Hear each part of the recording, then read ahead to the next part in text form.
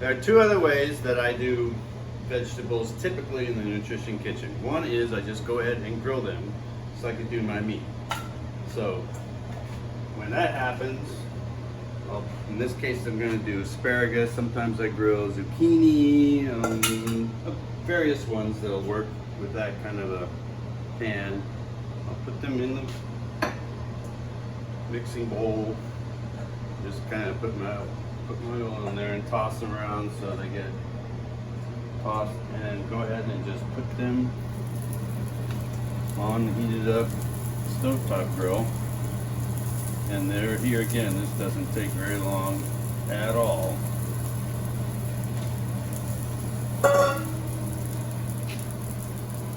Mostly because I don't want to overcook them.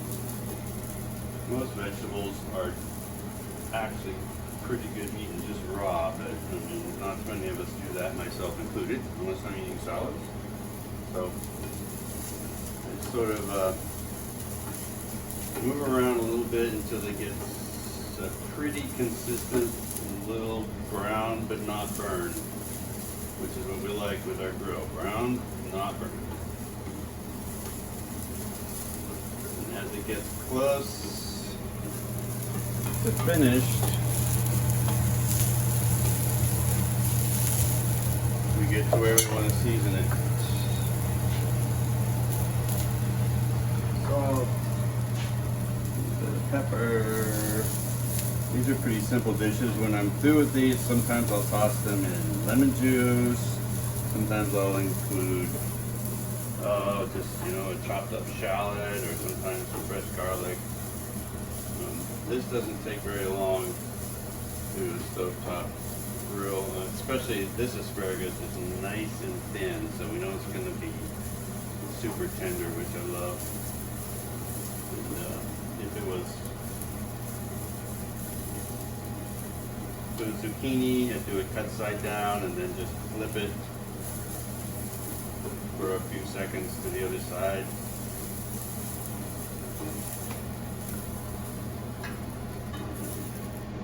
Typically, I might give that just a little more, but for purposes of demonstration, that's a finished product for me, as far as I'm concerned. And one other method that happens a lot, happens almost every week in the Nutrition Kitchen, is roasting vegetables. It's another great dry heat method to do vegetables. Gives them a lot of flavor, and it's super easy to do because you can throw your vegetable dish in the oven and get on to something else while you're doing it. The key is to make sure that your vegetables are prepared correctly so they all roast at the same rate. If it's just one vegetable, you don't care, but a lot of times when I'm roasting, I will mix it up. So in this case, this is a lot of times when I do potatoes, they end up being roasted. I rarely do a russet. I don't think I've ever done a russet or a Yukon, one of the high starchy potatoes, but every once in a while you'll see a sweet potato or a red potato on the menu. So when I do that, I have to make sure that they will roast at the same rate as everything else, because I will add onion, in this case broccoli. So I have broccoli stock here. This is how I use the stock, which has lots of nutrients, but most people just throw away. So, but things like onion, bell pepper, broccoli is a hard vegetable, and a potato is a soft vegetable. So in this case, I've got the potato cut at a 1/2-inch dice, and I've got the onion and the broccoli stalk at half that size. When you do it that way, then they will roast at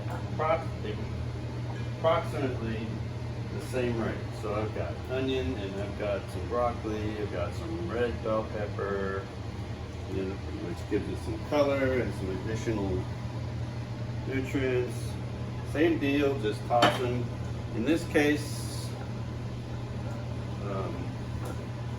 with the seasoning, you'll do that just before we get them in the oven. So those are going to roast. When they come out of the oven, they will all be just about the same amount of doneness because they've been prepared correctly. If you want to do a broccoli in this, you actually include like the florets then they've got to be real big. But I rarely do that because they're so delicate, they'll end up black on the top. So this is the way to get broccoli and red potato roasted in the oven. Just throw it in there, and you'll be good to go. So that oven will be preheated to about 350, and it's going to take you, for that amount, about 13 to 15 minutes. So you want to do them about 7 to 8, and then take them out and sort of, you know, squish them around and sort of use your trusty spoon and get them a little bit moved around so they all get done evenly and don't get stuck to the pan. And then after about 15 minutes, they're going to be good to go. So try it with the potato, and use your probe thermometer and just make sure it goes in nice and easy, and you'll be done.